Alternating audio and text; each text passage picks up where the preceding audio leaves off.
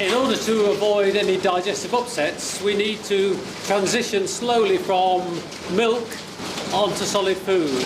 And we use several diets to make those steps. So it's important to move from the highly digestible diets to the less digestible diets 1 or 2 weeks after weaning, that we blend those diets carefully to avoid any diarrhea or stomach upsets. So Brian, how do you change from one diet to the next? Do you do it abruptly or do you mix? We mix it. I mean, we use three creep diets over the space of about 2.5 weeks. Three diets, which seems a lot, but the pigs are going through big changes. The important time is the first week, and we tend to blend our diet very carefully in that first week, using different proportions over about 3 or 4 days.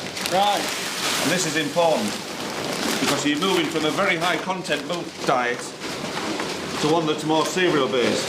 So you mix them up and change the blend as you go through the week. Right. How long have these been weaned? These will be being weaned about 6 days now. Yeah, right. So they're really starting to eat a lot of food now. Right.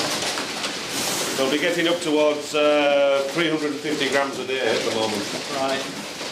So there you've got the mixture of the very first diet that we wean on and the second diet. Yeah, we overfeed the pigs in the first 3 or 4 days to get over the stress of weaning. Yes. But then we quickly go on to a cheaper diet, but we blend it in over a few days. Right. So the change is not too abrupt. Okay. So how long before they were completely on that second diet? It'll be by next week's weanings come round, so 7 days, they're on to the second diet. Okay.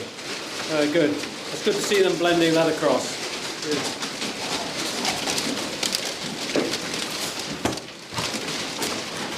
Brian, these are the most expensive diets on the farm, so what do you do to prevent wastage? Well, the important thing is to check your feeders, check there's no damage on them, and periodically just actually look down the slat where the feeders are. Yeah. You can often see there's any fresh feed on the top of the slurry. Yes. Because like you say, you cannot afford to be throwing it down the slat, expensive food. Yeah. Check the feeders are well adjusted, so you only get a certain amount of food in the trough, whoever won't throw it off. And these feeders are particularly good at eliminating wastage.